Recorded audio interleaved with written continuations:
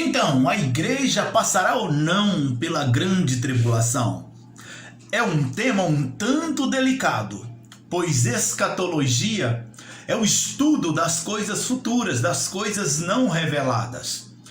E cada um tem um pensamento, uma maneira de pensar.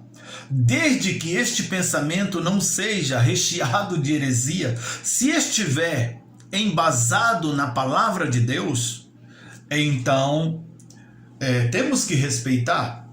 Mas a minha pergunta é, o que você acha? A igreja passará ou não pela grande tribulação? Deixe aí o comentário, fale o que você pensa, o que você acha acerca da grande tribulação. No mundo teológico, tem 3 tipos de crenças. Tem aqueles que defendem que a igreja não passará, isto é, os pré-tribulacionistas. Eles acham que a igreja será tomada no início, bem no início. Existem os tribulacionistas, aqueles que acreditam que a igreja vai ser arrebatada no meio da grande tribulação. E existem também os pós-tribulacionistas, aqueles que acreditam que a igreja vai passar pela grande tribulação. Então, você acha o quê? E aí você pergunta, e o senhor apóstolo, o que você acha? Você defende o quê? Eu estou mais com essas duas classes dos tribulacionistas e os pós. Eu acredito que a igreja passará pela grande tribulação. Eu poderia pegar um monte de versículos aqui, de escatologias, e mostrar para você. Poderia, mas tem uma passagem bíblica, e aqui eu quero me firmar neste momento para mostrar para você que a igreja passará pela grande tribulação. Isso aqui são versículos que, se a gente analisar todos eles cuidadosamente, não vai ter discussão alguma. A gente vai ter um entendimento. E eu quero trazer com clareza para você. Apocalipse capítulo 7, a revelação. Apocalipse 7, versículo 9, está assim, ó.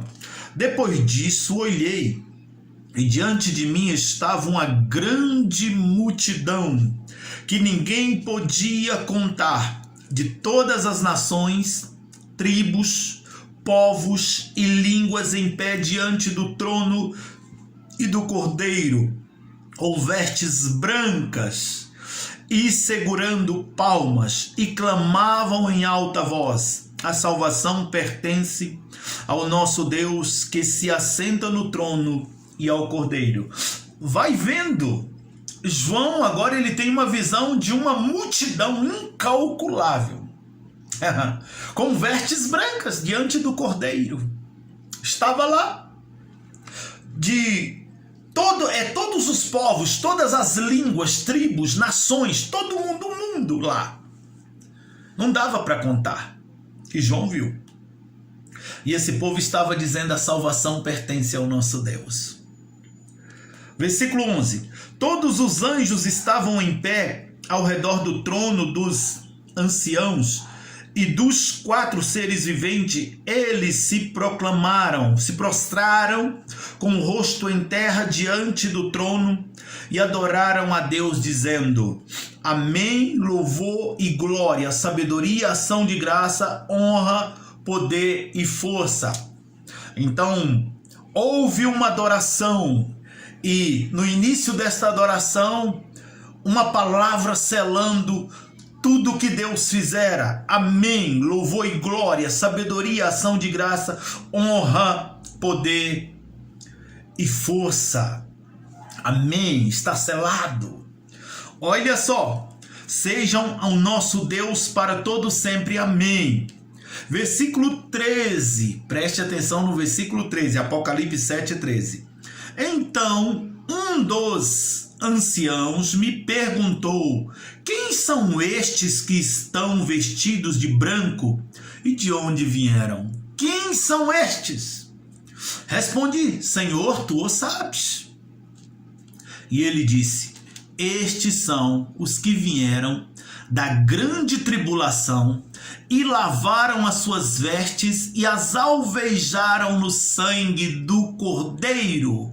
Por isso eles estão diante do trono de Deus. Analisa, pois, comigo, quem são estes e de onde vieram? Estes são os que vieram da grande tribulação, alvejaram as suas vestes no sangue do Cordeiro, e por isso eles estão diante do Senhor e servem o Senhor de dia e de noite, adorando o Senhor. Se a gente continuar lendo, a gente vai ver aqueles que eles estão diante do trono de Deus e o serve dia e noite em seu santuário, e aquele que está sentado no trono estenderá sobre eles o seu tabernáculo. Nunca mais terão fome, nunca mais terão sede.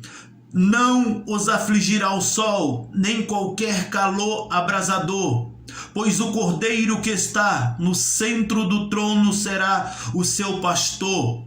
Ele os guiará às fontes das águas vivas, e Deus enxugará dos seus olhos todas as lágrimas. É a promessa que nós estamos guardando. Quem são estes e de onde vieram? São os que vieram da grande tribulação e alvejaram as suas vestes no sangue do Cordeiro. Nós estamos na dispensação chamado graça. Graça. Favor imerecido, ou eu defino como a dispensação da oportunidade. Analisa comigo. O sangue de Jesus tem validade para perdoar pecado, para apagar da memória de Deus pecado na dispensação da graça. Se pegarmos nenhuma outra dispensação, começa lá na primeira dispensação da inocência, quando o homem peca, Deus faz o quê? Que entra na dispensação da consciência, aí Deus mata um cordeiro e faz um vestimenta para o homem, para a mulher, porque estavam nus. E aí depois vai vindo as outras dispensações, vem dispensação do governo humano, patriarcal, e a gente vai vendo o sacrifício de animal, enfim, na dispensação da graça. O sacrifício foi o Cordeiro Pascual, Jesus Cristo derramou seu sangue, apagou da memória de Deus os nossos pecados. Somos hoje salvos. Fomos lavados e remidos no sangue do Cordeiro. E após a dispensação graça, que vinha arrebatamento, após isso, o homem não terá mais o sangue de Jesus como o seu protetor o seu guarda-chuva que irá apagar da memória de Deus os pecados. O homem terá que pagar com seu próprio sangue, quando passar essa dispensação graça, que vinha arrebatamento, que vai vir a perseguição da igreja, o período curto do reino, o governo do anticristo. Então, enfim, é nesta dispensação que o sangue de Jesus tem validade para invalidar os nossos pecados. E essas pessoas que estavam diante do trono do Cordeiro, uma quantidade enorme de gente, povos, línguas, todas as tribos, nações reunidas, tudo estava lá. O povo que teve as suas vestes limpas, alvejadas no sangue do Cordeiro. Então a igreja passará. Eu não posso te afirmar se é na metade ou se é no final, mas a igreja passará pela grande tribulação. E vou dizer algo aqui neste momento que às vezes vai soar para muitos como heresia, mas pense o que você quiser. Pense o que você quiser.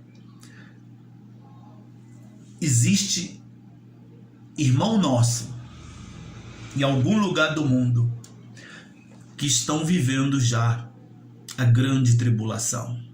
Tem missionários, eu já vi vídeo em países asiáticos, de missionário que o soldado pega na sua cabeça, no seu cabelo, e pega uma faca cega e coloca no seu pescoço, uma faca sem corte, e fala: renuncia a Jesus ou tu morre.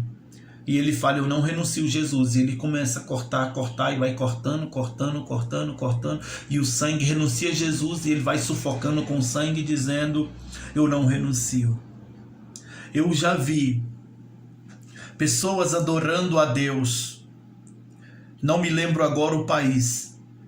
Por ser cristão. Foi feita uma fogueira agora, isso no ano de 2019. E foi empurrando as pessoas. Renuncia a Jesus e elas não, bendito o nome do Senhor.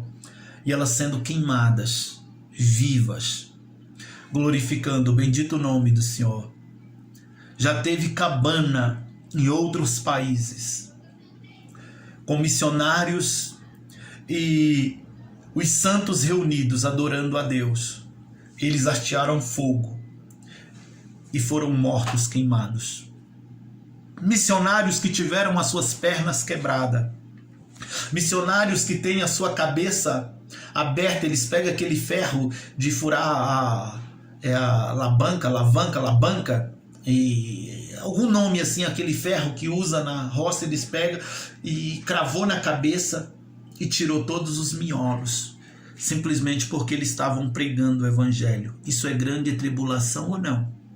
Nós estamos num país livre, onde você pode ter todas as Bíblias em todas as traduções se você quiser.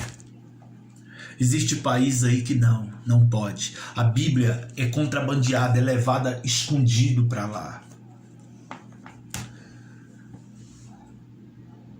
As pessoas estão sofrendo. E aí, para a gente que está de boa aqui no Brasil, principalmente para os teólogos que estão no ar-condicionado, você pode dizer, não vai passar. Quem me afirma que não é a grande tribulação? Que já começou? Quem me afirma? Estou falando de uma tribulação de sofrimento, de perseguição de cristão, matando cristão.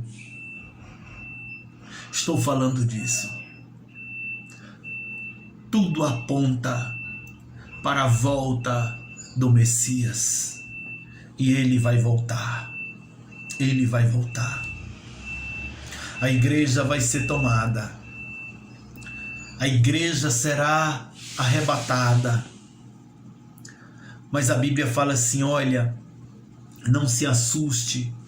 Colossenses deixa claro, não se assuste, porque acerca daquele dia, não se assuste, não se preocupe. Olha o que a Bíblia diz, olha, vamos ver 2 Tessalonicenses, Colossenses não, 2 Tessalonicenses, capítulo 2, versículo 3. Não deixe que ninguém os engane de modo algum, não deixe que ninguém vos engane de modo algum. Antes daquele dia virá apostasia, e então será revelado o homem do pecado, o filho da perdição. Estamos vivendo ou não dias de apostasia? O que é apostasia? Abandono da fé. Nunca houve na história um abandono da fé igual agora. E com esta pandemônio então chamado coronavírus, o povo aproveitou para sumir dos templos, sumir. O povo sumiu, essa é a verdade. A apostasia reinou. Antes daquele dia primeiro vai ter apostasia, a revelação do homem do pecado. Em breve o homem do pecado será revelado. Embora, em breve. Jesus Cristo está voltando. Jesus virá tomar a sua igreja, arrebatar, tirar a igreja dessa terra. Em breve isto irá acontecer. Vai vir de duas formas. A Bíblia fala que ele virá até as nuvens. As trombetas irão soar, tocar. Aqueles que estão alinhados com os céus, eles irão subir de encontro ao Senhor. Isto é uma vinda invisível. Ninguém vai ver. Apenas aqueles que estão. O arrebatamento, eu posso estar conversando com você, eu estando alinhado com o céu, de repente eu vou desaparecer, de repente a sua filha está no berço desapareceu sua esposa. Seu marido desapareceu, o avião caindo, o carro desgovernado, os trens saindo da linha porque os pilotos foram arrebatados e os noticiário a todo momento sabe, avisando, olha, sumiu uma multidão de pessoas em tal lugar, sumiu em todo lugar, sumiu em tal lugar, sumiu. Daqui um pouco vai ver aquelas igrejas que o povo não estava alinhado com os céus, aquela tristeza, e de repente os desviados vão começar a dizer, foi Jesus que voltou, Jesus voltou, Jesus voltou. E aí vai vir um sistema governamental mundial proibindo, sabe, pronunciar acerca de Jesus. Vai começar uma perseguição. Aí já não tem nada a ver com essa grande tribulação. As pessoas estão confundindo. A confusão que o povo fala é nisso aqui, essa perseguição aqui, que é o preparo para Israel, que é filho da promessa, a oportunidade para Israel. Aí o que acontece? Virá esse governo, essa ordem mundial. O povo fala assim, não, mas o governo único, deixa eu te falar uma coisa, vai ter, um filho da perdição vai manifestar tal. Mas é tão simples governar o mundo, tão simples. Viu a pandemia? Um vírusinho. Usa máscara, o mundo inteiro usou. Usa álcool em gel, o mundo inteiro usou. Tira máscara, o mundo inteiro tira. Então vai ser fácil governar. Esse coronavírus foi mostrando, é fácil. Quando vir uma ordem mundial, não se fala, ninguém vai falar. Não veio decreto, não abre igreja, ninguém abria. Deixa eu te dizer, eu não violo as leis do meu país, mas todo decreto que fere os princípios em Deus, eu prefiro obedecer a Deus do que a homem. Nunca passei a pandemia, nunca fechei em um domingo a nossa igreja. E ninguém nem gripe teve, porque Yahvé guarda, Yahvé cuida. Passei a pandemia, não deixei de cultuar no templo um domingo. A igreja somos nós em qualquer lugar. Isso é uma desculpa que as pessoas arrumam. Não deixe de congregar, como o tal Hebreus fala, como é o costume de alguns. Mas será que igreja somos nós? Somos sim. A minha casa nós temos uma igreja, todo dia a gente ora em família, a gente tem nosso culto doméstico, a gente lê a Bíblia, a gente faz isso em casa. Mas tem muita gente que tem essa desculpa e não faz isso em casa. Então sua casa não é igreja. Você precisa estar sim congregando. Mas deixa, não é esse assunto que eu estou falando sobre o sistema de governo, que é fácil manipular. Bastou dizer, usa máscara, o mundo inteiro usou. Faça isso, o mundo inteiro faz. Aí vai vir uma ordem, olha, esse sumiço está relacionado aos crentes, os desviados já estão dizendo, sabe? Então vamos proibir, não fala mais esse nome. Vai começar a perseguição. A primeira vinda, ele vem de uma forma invisível, vem para o seu povo, aqueles que estão alinhados com os céus. Aquelas pessoas que estão alinhadas com os céus, aí ele virá para essas. Vinda invisível. E terá uma segunda vinda.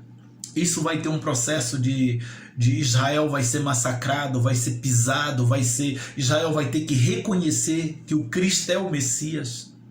Principalmente o judeu ortodoxo que não acredita no Messias, porque existe dois judaísmos, o ortodoxo e o messiano. O messiano acredita e vai abolindo muitas coisas, mas já tem o ortodoxo. Então o que acontece? Esse povo vai ser pisoteado, porque é filho da promessa. E aí vai ter uma outra vinda. Todo olho verá o Filho do Homem vindo sobre as nuvens, e ele mandará os seus anjos pegar os seus escolhidos nas quatro extremidades da terra. Isto significa uma vinda especial para Israel. Todo olho vai ver. Então você que é judeu, se eu não for nessa, eu vou na outra. Se você não ir no arrebatamento agora, dificilmente você conseguirá